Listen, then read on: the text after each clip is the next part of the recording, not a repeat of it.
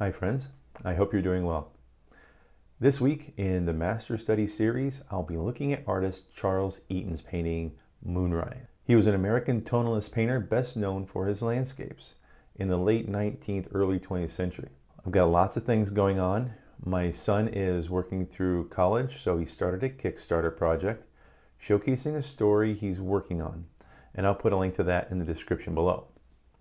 Also, I've opened up a shop for some t-shirts to help support this channel. I'll also put a link to that just below in the description. Now that that's out of the way, don't forget to give this video a thumbs up, subscribe, and click that notification bell. And above all, share this video with someone you think could benefit from these fundamentals. I'm Kendall Stump, and welcome to the Stump Project.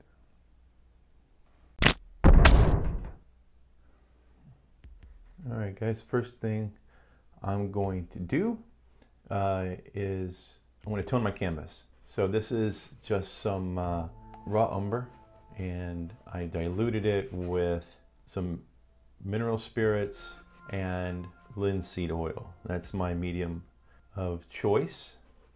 And again, all this is doing is just taking this white that's on my canvas and darkening it up, and it kind of takes away some of that where do I start kind of thing. It takes away some of that apprehension or any of that stress that you may feel by starting with a brand new canvas. So now I'm taking a lot of this extra paint off because, like I said, I just want to tone my canvas at this point. I'm not trying to put all kinds of thick paint on here for any reason. Another reason why this toning your canvas will help, it will help marry all of the colors that you're going to ultimately put on your canvas.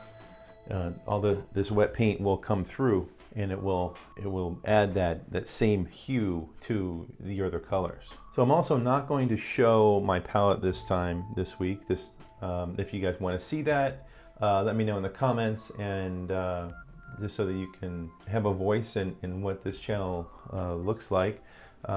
If you want to see the palette, I'll show you the palette. If you don't, then I won't. So just let me know in the comments. So this is what the picture looks like that we're going to study. This is Moonrise by Charles Eaton. So we're going to start, well, first of all, what I'm not going to do is I'm not going to do a whole lot of brush washing. I will wipe off my brush with a paper towel, because I want that color. Unless I'm working with white, then I may either change brushes or do a really good wipe down, but I want those colors to kind of work their way through. First I want to do a quick sketch based on that painting. So we start with the horizon. Remember, we divide our canvas into thirds, so something like this, right? So you have a line that goes all the way through here, a line goes all the way through here. If you were to put a high horizon, it would be somewhere right in here. We're going to be working on the low horizon. So I said that I toned my canvas with a linseed oil, odorless mineral spirits mixture. I'm also using liquid, this stuff right here. Liquid helps speed up the drying time of your paint. I'm using that. I've got a little bit of that. I usually like to put it on the canvas beforehand. I just thought that I would try something different this time, and I'm just going to mix it as I go. Nothing wrong with doing it the other way. I'm just trying something new. Again, I want to just explore a little bit and just kind of see what happens. This will be a line of trees back here. Now, earth tones, these are all, well, raw umber. I don't know if all the colors I'm going to work with today are going to be earth tones. I haven't decided yet, but earth tones tend to dry a little bit faster than non-earth tones. So just you can keep that in mind. So we divided our canvas up. So you see this line right here. This line here, well, somewhere in here, one of these corners is where you generally have your point of focus. So probably have the moon right over here. We're going to aim for it right there. And then Charles Eaton has a tree, a big tree, right over here on this third. This is mainly a silhouette, just kind of blocking in some shapes and some form, kind of seeing how this can work out. The side of your brush will help you lay down paint a little bit faster. rather than if you're just painting with your tip. May seem like common sense, but you know, some people just don't know. So if you have any questions, I hope that you're not afraid to ask. I don't want to assume that you guys know anything. I mean, you could be watching these videos for the very first time. Maybe this is the first time you're considering oil painting, and I want you to feel free to ask, and I'll do my best to answer. You may call this a no-tan. A no-tan is a picture of just light or no light. It's not a picture of values or anything like that. It's just that where is their light and where is their shadow, and that's all that there is. And that's kind of what it feels like this is. Now, again, I'm not trying to make this an exact duplicate. I'm using that painting as a guide for sure, and I want to get it kind of close. I'm going to try to get the colors close, but I'm not trying to duplicate it. It is a study, so there's a fine line there, I guess. And there's a building right back here. It's a little hard edge there, and then there will be, like I said, we'll put our moon in right around in here. We've got a bunch of darker sky that comes clear down to the top third. My paint's still a little bit juicy, but that's okay. I'm just drawing myself a sketch or a guide on here, just kind of figure out how I'm going to put this all together, how it's all going to come together. Once I get this on, we'll start looking at colors. Now, I don't know Charles Eaton's technique. I don't know what he used to build his paintings or the process that he did. I'm simply looking at his final piece and deciding how I would build it.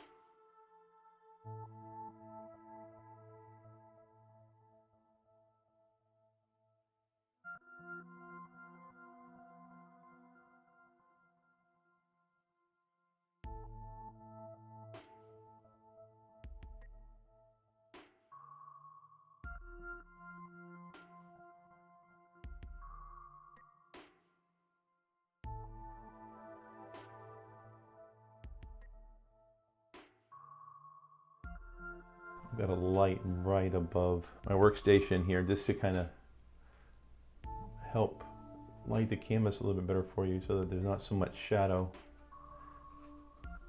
I might hit that every now and again. And then it gets a little bit darker as it's opposite of what we would normally do. Normally we do lighter as we get to the horizon, but in this case, with it being a moonscape, which means the night is coming, the environment kind of changes. So normally we say the further things go in the distance, further things away from you things go, the more they take on the color of the environment. Well, in this case, the environment is getting dark, so the things are going to start getting darker as the further they get away from you. So the horizon itself is going to be darker. And then we'll bring, as things get closer to the viewer, which is at the bottom of the canvas, they're going to become more contrasting. So especially at night, we'll find that we start losing contrast. So just gonna keep that in mind. You don't want to go as contrasting as what you might normally do on a painting, but contrast is going to be there nonetheless, because you can start to make out a little bit more shape. I mean, for these paintings, I've been using paint from Williamsburg. It's not a bad paint. It's not a heavy paint like Winsor Newton, but that's okay. Explore, try new things. Okay, so I put some cadmium red on my palette and some ultramarine blue, and of course I've already got the raw umber.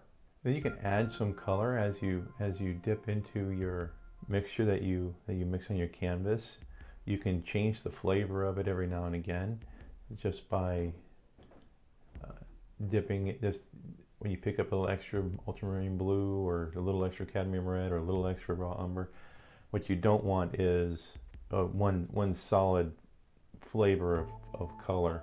I'm just getting this paint on here, and we'll go back over this and kind of smooth this out in just in a little bit. We'll just get some of these colors on here first, blocking in some color. Let the clouds get fluffy, kind of turn your brush as you go, just create that texture. I'm not going to wipe off my brush on this. I want it to stay saturated with some of these colors. So this is cerulean blue, a tad bit of cadmium red, and some titanium white, and whatever residue I have on my brush. So now don't forget that under that tint that you toned your canvas with is going to mix with some of this, with the paint that you put on, which is going to give you an overall tint to the color of your paint, which is really nice. Like I said before, it helps bring the homogeneousness of the color forward.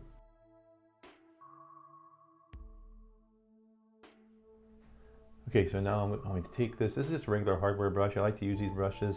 They're help with a lot of texture. But what I want to do right now is not so much texture based. I want to just kind of smooth out some of these brush strokes and soften this painting. This stuff, like I said, I was using cadmium red as one of my colors. Try not to come into contact so much with that cadmium red. Cadmium family is toxic, so I would stay away from that.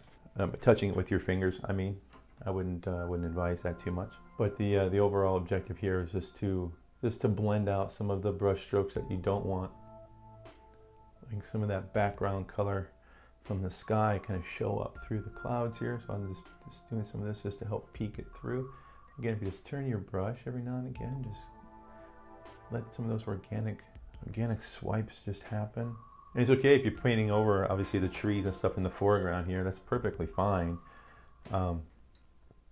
We haven't started working on those yet, so we'll be able to put in some additional detail and cover up whatever marks we put in. And then you can lighten up some areas. Think about the bounced light. Think about the moon is coming up. Where is that reflectiveness going to be coming from? And how is that going to affect the clouds? And you can just try and break this up a little bit. Remember, think of the reflectiveness. You don't want one big solid mass of color. Think of the value changes. This is a tonalist painting, so keep that in mind. The story is told with value, not a huge amount of color, although I'm not saying to ignore your hue. I'm going to use some titanium white, and I'm going to use yellow ochre. Don't need a whole lot, just need a little bit, tiniest bit of yellow ochre, because this moon is just a hint.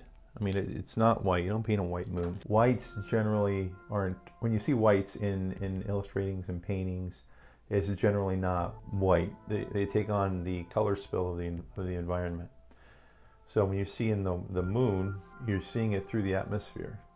It probably adds some additional highlights to the moon itself. But I'm bringing this in. I want it to get a little bit darker because I need to brighten up that moon just a little bit, and you can't show that brightness if the surrounding area is too bright as well. And this is probably the hardest part of the entire painting, is trying to make this circular. There's other ways you could have done it. You could have cut out some contact paper, paint over it, and then just peel it off when you're ready.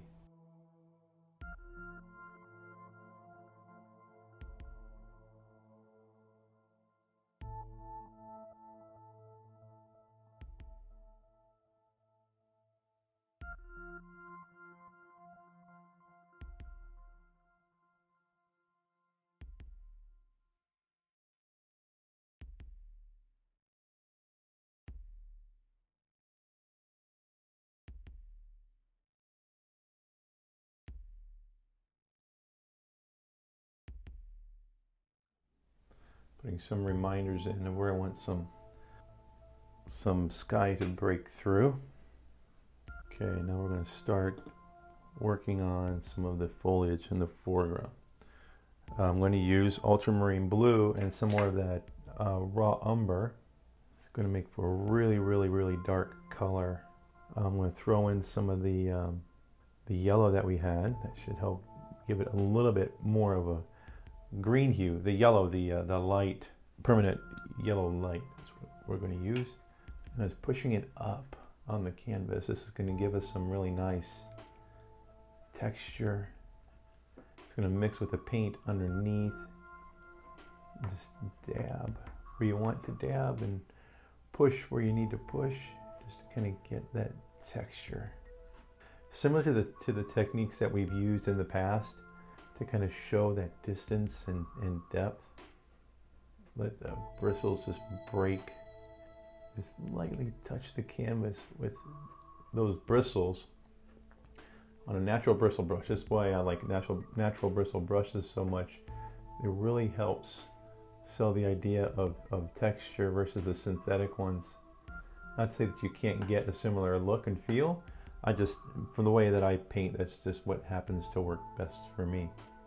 And then this really dark color acts really nice contrast to the sky, and helps to add to the moodiness of this piece.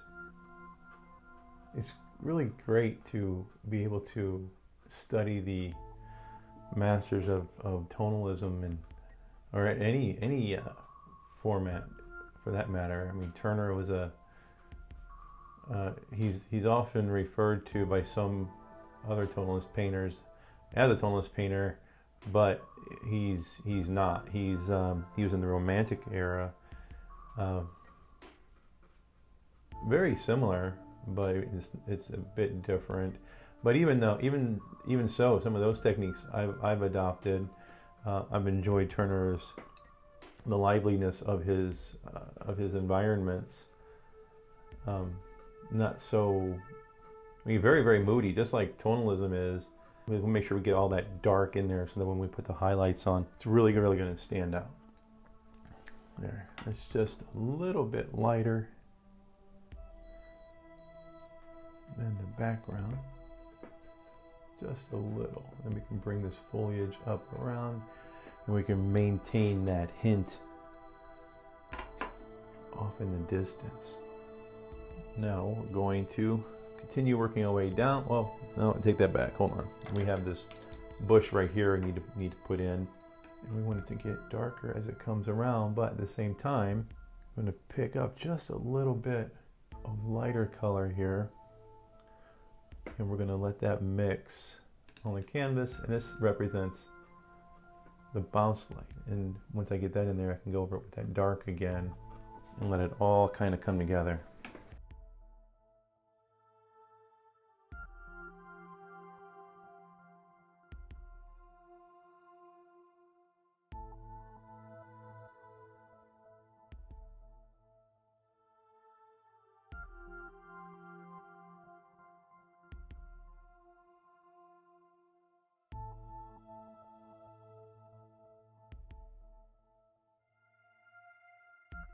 Adding some highlights where the highlights might be, not anything too bright, just bright enough to kind of pick up some of the detail. And if you happen to get it too bright, just go in a little bit of that darker color again, and just push it back just a little bit.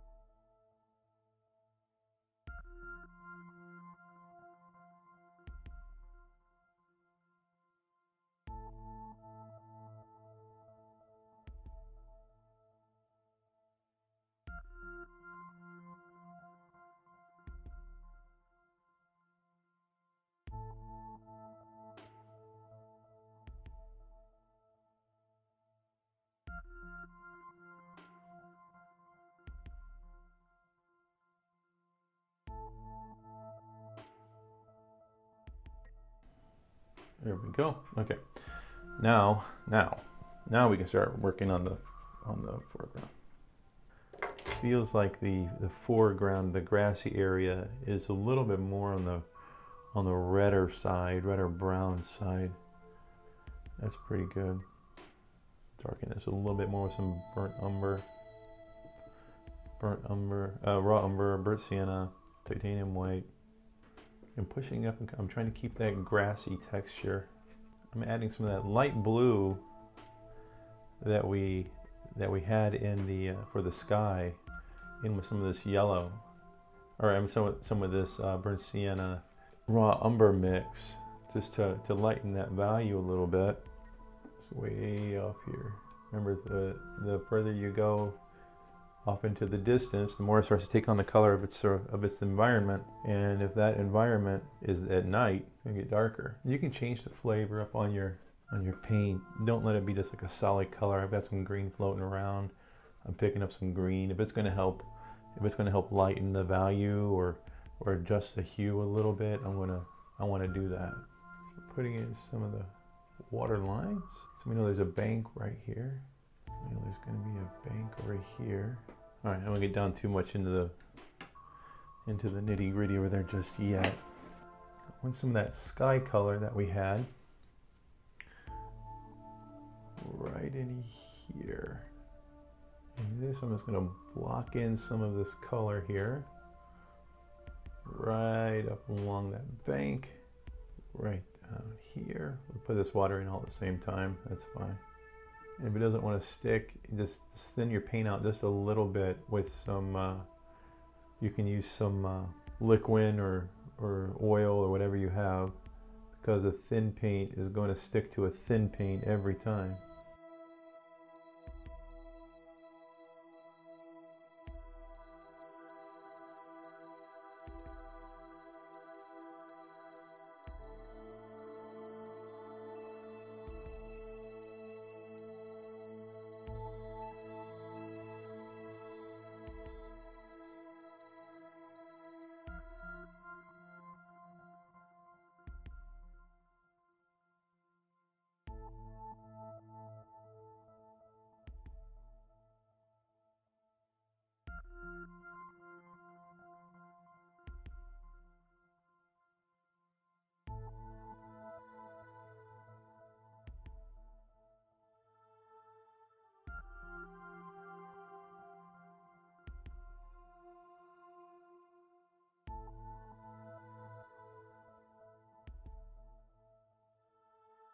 Okay, yeah, I had to get it. This is again one of those artist loft brushes, nothing fancy, but these natural bristles are just there's nothing like them to help aid in gathering and putting in texture.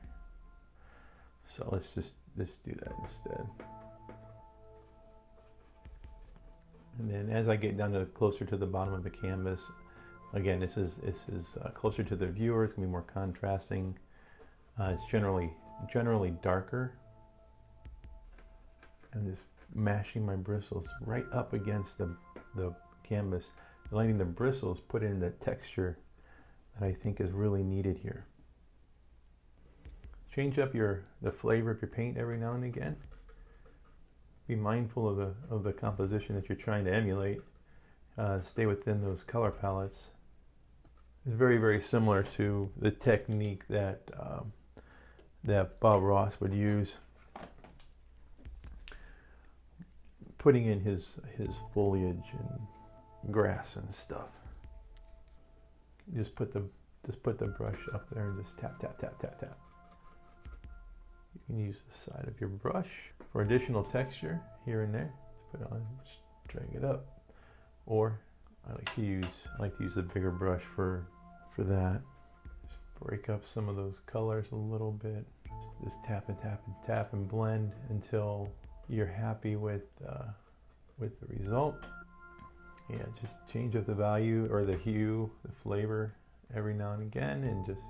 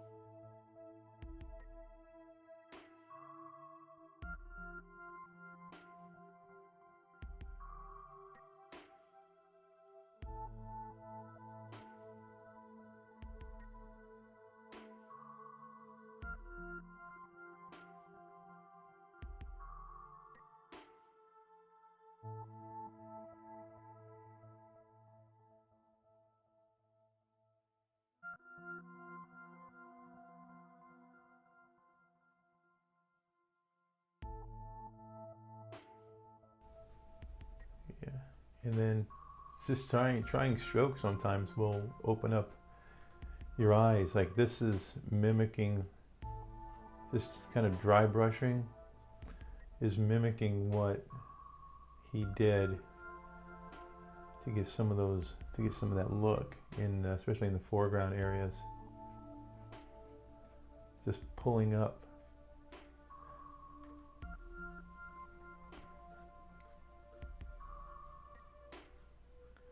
Let the paint drop if you're dragging over some of the dark paint, let it drop elsewhere.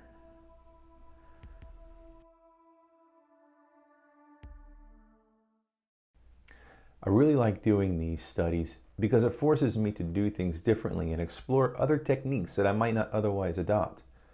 I encourage you to try some new techniques and see what works for you. Keep studying, keep practicing, and go on and create something awesome.